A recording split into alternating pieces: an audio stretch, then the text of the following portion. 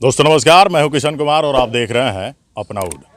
आज हम गोपालगंज में मौजूद हैं और आज गोपालगंज के कुछ जिम्मेदार लोगों से बात करेंगे और विषय होगा भोजपुरी। जी हाँ, वही भोजपुरी जो इन दिनों अपनी बदहाली पर रो रही है, अपने अस्तित्व को बचाने के लिए जद्दोजहद कर रही है। उस भोजपुरी पे बात करेंगे और जानेंगे कि गोपालगंज के लोगों का मत क्या है, उनका विचार क्या है भोजपुरी पे। दोस्तों अभी हमारे साथ मौजूद हैं गोपालगंज की चर्चित समाज सेविका लवली सिंह राजपूत जी। आपने इन्हें बाढ़ के समय में लोगों को मदद करते हुए भी देखा होगा और ज़रूरतमंद महिलाओं के लिए हमेशा खड़ी रहती हैं। जानते हैं इनसे क्या कुछ कहती हैं भोजपुरी के बारे में। स्वागत है लवली जी। धन्यवाद। एक सवाल बनता है भोजपुरी का कि इन दिनों जो भोजपुरी में कंट्रोवर्सी चल रही है, जो हमारी अपनी भाषा है, उसको कहीं ना कहीं हम लोग गर्त में जाते हुए देख रहे हैं। इस पर क्या कहेंगे? सबसे पहले तो इस चीज़ को मैं बोलूँगी कि जहाँ पे लड़कियों के लिए गाना गाया जा रहा है, सबसे ज़्यादा विवाद चल रहा है लड़कियों के नाम को लेके। तो लड़कियों के नाम को या तो कोई बड़े सुपरस्टार हो या छोटे स्टार हो, सबसे पहले तो लड़कियों का नाम यूज करना छोड़ दें, क्योंकि लड़कियों का नाम यूज करने से सबसे ज़्यादा अगर किसी को झेलना पड़ता है तो लड़कियों को। रास्ते चलते लड़कियां कमेंटबाजी सुनती हैं और लड़कियां अगर उस पर विवाद करती हैं तो बोलते हैं मैंने तो गाना गाया। लड़के बहुत सारे कमेंटबाजी करते हैं, इसका सबसे ज़्यादा भुगतना पड़ता है लड़कियों को। वैसे गायकों को क्या कहेंगी जो लोग लड़कियों का नाम लेकर गाते तो हैं, लेकिन किसी भी तरह की मनाही होने पे इनमें कोई सुधार नहीं आता है? इसके लिए सबसे पहले हमारा कानून को इस चीज़ के लिए सबसे ज़्यादा स्ट्रिक्ट होना पड़ेगा और इस चीज़ के लिए सुधार करने के लिए सबसे पहले जनता को ये गाना पे विरोध करना चाहिए और रिपोर्ट करना चाहिए। गोपालगंज की किसी लड़की के नाम पर अगर कोई गाना गाता है और अगर कोई कहती है लवली राजपूत जी से मेरे नाम पे गाना गाया गया है, लवली राजपूत उसके लिए क्या करेंगे? गोपालगंज क्या या कहीं की भी लड़कियों का अगर नाम लिया जाता है तो सबसे पहले मैं बोलूँगी कि उस लड़की अगर वो लड़की हमारे पास आती है तो हम चाहेंगे उनके साथ जाके रिपोर्ट करें। मतलब प्रशासनिक कहीं ना कहीं कार्रवाई होनी चाहिए। ऐसे गायकों को लगता है लवली जी कि वो कानून से बाहर हैं, उनके साथ कुछ नहीं हो सकता है, तो क्या ये महज भ्रम है या इसमें सच्चाई है? नहीं, ये काफ़ी ज़्यादा कानून में प्रशासन में भी गलतियाँ है कि इस चीज़ को विरोध नहीं कर पाते हैं। काफ़ी लोग पैसे खा लेते हैं। जिस चीज़ का अगर जनता चाहे तो उस चीज़ के लिए विरोध कर सकता है और लड़ सकता है अपने हक के लिए, क्योंकि ये हमारा समाज है और हमारे समाज में अगर अश्लीलता चलता है तो उसका विरोध हम कर सकते हैं। एक भोजपुरी के तथाकथित सुपरस्टार हैं जिन्हें लोग जानते हैं, हम बिना नाम लिए कहेंगे कि वो एक बार उन्होंने देश के एक स्पोर्ट्स वुमेन के नाम पे उन्होंने गाना गाया था और उन पर कानूनी कार्रवाई हुई थी, खुद भी जेल गए थे। क्या ऐसे गायकों को डर नहीं लगता कि उन पर फिर से कानूनी कार्रवाई हो सकती है? बिल्कुल हो सकती है, अगर जनता चाहे और टोटल लोग मिल के अगर चाहें तो बिल्कुल हो सकती है। इस चीज़ के लिए अपन लड़ सकते हैं। जी बिल्कुल, धन्यवाद। ये थी लवली राजपूत जी और आपने इनको सुना और इस तरह के विचारों से आप भी प्रेरणा लें और अगर आप भी गलत का विरोध करते हैं तो गलतियां रुकेंगी। भोजपुरी में समय देने के लिए लवली जी आपको बहुत बहुत धन्यवाद। थैंक यू सो मच आप सब गोपालगंज वासियों को और थैंक यू सो मच। प्रणाम, मैं लवली राजपूत। दोस्तों अभी हमारे साथ मौजूद हैं गोपालगंज नगर परिषद में 4 बार नगर पार्षद रह चुके जयहिंद प्रसाद जी। इनसे जानते हैं कि क्या कहते हैं आज की भोजपुरी के बारे में। स्वागत है सर।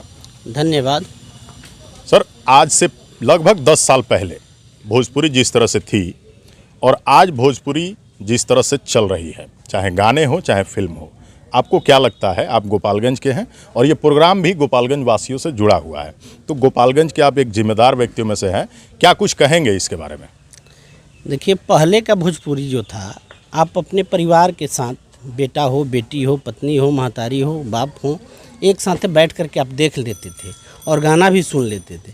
लेकिन आज का भोजपुरी ऐसा हो गया है कि आप अपने बेटे के साथ, परिवार के साथ सुन नहीं सकते हैं, गाना तक नहीं सुन सकते हैं। पिक्चर देखना तो अलग है। तो पहले और अभी में बहुत अंतर हो गया है। जितने लोग नयका, अब क्या कहिएगा, अपने आप को कलाकार कह रहे हैं, गीतकार कह रहे हैं, इतना घटिया अस्तित्व पर अपने चमकने के लिए उतर गया है लोग। ऐसा नहीं होना चाहिए। भोजपुरी का अस्तित्व है। बिहार का भोजपुरी जैसे पिक्चर आपको था नदिया के पार, वह सब पिक्चर था, भोजपुरी पिक्चर था। लोग बैठ कर के अपने परिवार के साथ, भाई बहन के साथ देखते थे। लेकिन आज का गाना जो है, देख लीजिए कि आप अकेले सुनने में भी शर्म आ रहा है। सर, मुख्य जिम्मेदार किसको मानते हैं जिन्होंने भोजपुरी को बर्बाद किया हो?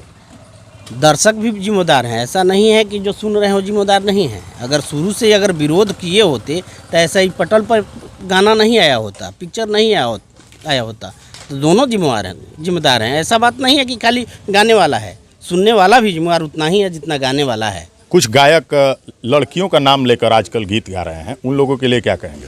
ये तो गलत बात है, नहीं होना चाहिए। किसी की लड़की, किसी के महतारी बहन की नाम लेकर के गाना नहीं गाना चाहिए। आप अच्छे भोजपुरी दीजिए ताकि सब लोग सुने। लोग अगर ऐसा करते हैं, अगर लोग लड़कियों का नाम लेकर आगे भी गाते हैं, उनके साथ किस तरह की कानूनी कार्रवाई की जा सकती है? क्या वो कानून के दायरे में आते हैं? बिल्कुल, कैसे कानून के दायरे में नहीं आएंगे? आएंगे, कानून के दायरे में आएंगे। किसी की बहन, किसी की बेटी का नाम लेकर के अभद्र आप गाना गाइएगा तो आप पर तो FIR होगा। FIR होना चाहिए, जिला प्रशासन को करना चाहिए FIR।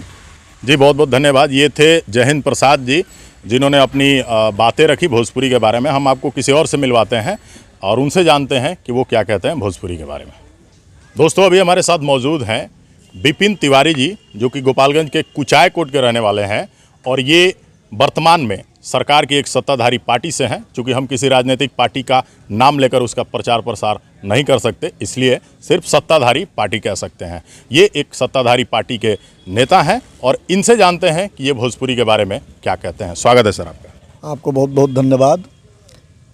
भोजपुरी एक तरह से बिहार की मिट्टी का मातृभाषा है और ख़ास करके बिहार के लोग ही इसको अपनाने से कतरा रहे हैं। अपने बच्चों को अपने घर में ही दूसरा कल्चर दे रहे हैं। तिवारी जी, एक बहुत ही गंभीर सवाल इन दिनों सबके जहन में है। आज से 10 साल पहले की जो भोजपुरी थी और आज की जो भोजपुरी है, उसमें आपको क्या लगता है, कितना अंतर है? पहले एक संस्कारिक भोजपुरी थी, सभ्यता उसमें भरा पड़ा था, और आज असंस्कारित भोजपुरी के कुछ लोग इस समाज में आ गए। जिस तरह से गायक लोगों ने इसको कहाँ पहुँचाया है, ये भी एक दुर्भाग्यपूर्ण बात है। और सरकार उन पर अंकुश जो नहीं लगा रही है, वो भी दुर्भाग्यपूर्ण बात है। प्रशासन को ऐसे लोगों पर चिन्हित करके कार्रवाई करनी चाहिए जो अमर्यादित भाषाओं का प्रयोग भोजपुरी में करवाते हैं और गाना गाते हैं।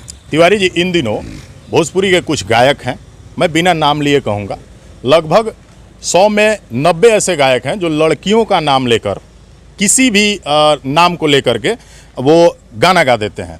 चाहे वो काजल नाम हो, चाहे नीलू नाम हो, चाहे पिंकी नाम हो।